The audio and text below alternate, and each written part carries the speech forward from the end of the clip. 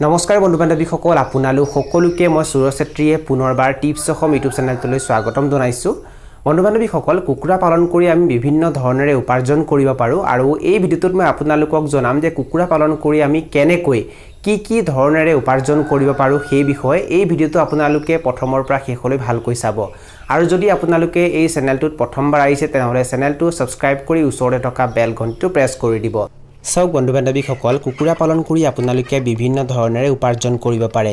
যেনে কুকুৰাবোৰক আপোনালোকে মাংস উৎপাদনৰ কাৰণেও পোহপাল দিব পাৰে আৰু কুকুৰাৰ মাংস বিক্ৰী কৰি আপোনালোকে উপাৰ্জন কৰিব পাৰে কুকুৰাৰ মাংস আপোনালোকে নিজে কাটিও বিক্ৰী কৰিব পাৰে নাইবা যিসকলে কুকুৰাৰ মাংস কাটি বিক্ৰী কৰে তেওঁলোককো আপোনালোকে কুকুৰা বিক্ৰী কৰিব পাৰে দ্বিতীয়তে কুকুৰাবোৰক আপোনালোকে কণী উৎপাদনৰ কাৰণেও পোহপাল দিব পাৰে কুকুৰাৰ কণী বিক্ৰী কৰি আপোনালোকে উপাৰ্জন কৰিব পাৰে কিন্তু এটা কথা আপোনালোকে মনত ৰাখিব কণী উৎপাদনৰ কাৰণে বেলেগ প্ৰজাতিৰ কুকুৰাক পোহপাল দিয়া হয় আৰু মাংস উৎপাদনৰ কাৰণে বেলেগ প্ৰজাতিৰ কুকুৰাক পোহপাল দিয়া হয় আৰু লগতে কণী উৎপাদনৰ কাৰণে পোহপাল দিয়া কুকুৰাবোৰক বেলেগ দানা খাবলৈ দিয়া হয় আৰু মাংস উৎপাদনৰ কাৰণে পোহপাল দিয়া কুকুৰাবোৰক বেলেগ দানা খাবলৈ দিয়া হয় বন্ধু বান্ধৱীসকল কুকুৰাবোৰৰ কণীও আপোনালোকে দুই ধৰণেৰে বিক্ৰী কৰিব পাৰে প্ৰথমতে খোৱাৰ উপযোগী কণীও বিক্ৰী কৰিব পাৰে আৰু দ্বিতীয়তে হেচিং কণীও বিক্ৰী কৰিব পাৰে যদি আপোনালোকে খোৱা কণী বিক্ৰী কৰিব বিচাৰে তেনেহলে ইয়াৰ বাবে আপোনালোকে মাইকী কুকুৰাৰ লগত মতা কুকুৰা নাৰাখিলেও হয়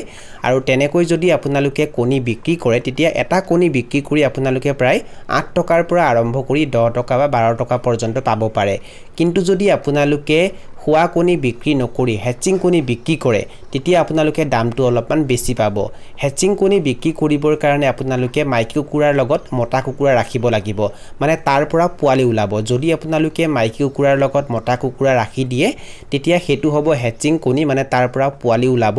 আপোনালোকে 10 জনী মাইকী কুকুৰাৰ লগত প্ৰায় এটা বা দুটা মতা কুকুৰা ৰাখিব লাগিব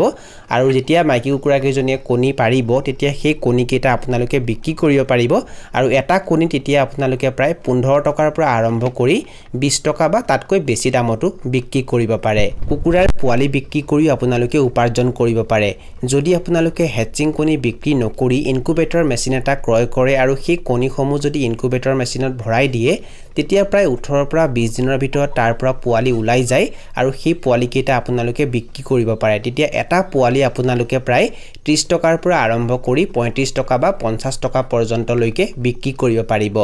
বন্ধু বান্ধৱীসকল যদি আপোনালোকে এটা কণী বিক্ৰী কৰে তেতিয়া আপোনালোকে কিমান টকা পাব পাৰে প্ৰায় 15 টকা বা 20 টকা কিন্তু সেই কণী কেইটা যদি আপোনালোকে বিক্ৰী নকৰি ইনকুবেটৰ মেচিনত ভৰাই দিয়ে তেতিয়া 15 পৰা 20 দিনৰ ভিতৰত তাৰ পৰা পোৱালি ওলাব সেই পোৱালি কেইটা আপোনালোকে বিক্ৰী কৰিব পাৰে নাইবা সেই পোৱালি কেইটাক আপোনালোকে মাংস উৎপাদনৰ কাৰণেও পোহপাল দিব পাৰে এনেকৈ কৰিলে কিন্তু বেছি লাভ হয় কুকুৰাৰ মল বিক্ৰী কৰি আপোনালোকে উপাৰ্জন কৰিব পাৰে কুকুৰাই যি মল ত্যাগ কৰে সেই মলখিনি আপোনালোকে যিসকলে খেতি কৰে তেওঁলোকক বিক্ৰী কৰিব পাৰে আৰু তাৰ পৰা আপোনালোকে উপাৰ্জন কৰিব পাৰে যদি আপোনালোকে সেই মলখিনি বিক্ৰী নকৰে আৰু যদি আপোনালোকে নিজে খেতি কৰে তেনেহলে নিজৰ খেতি পথাৰটো আপোনালোকে সেই মলখিনি ব্যৱহাৰ কৰিব পাৰে আৰু তাৰ পৰা আপোনালোকৰ খেতি ভাল হ'ব যাৰ বাবে আপোনালোকে উপকৃত হ'ব পাৰিব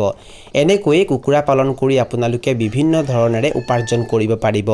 বন্ধু বান্ধৱীসকল এইখিনি আছিল কিছু তথ্য মই আপোনালোকক জনালো আৰু যদি আপোনালোকে ভিডিঅটো চাই ভাল পালে আৰু ভিডিঅটোৰ জৰিয়তে কিবা এটা শিকিব পাৰিছো বুলি ভাবে তেনেহলে অনুগ্ৰহ কৰি ভিডিঅটো লাইক কৰি দিব আৰু যিমান পাৰে ভিডিঅটো নিজৰ বন্ধু বৰ্গৰ মাজত আৰু পৰিয়াল বৰ্গৰ মাজত শ্বেয়াৰ কৰি দিব এই ভিডিঅটো এইখিনিতে সামৰণি মাৰিছো ধন্যবাদ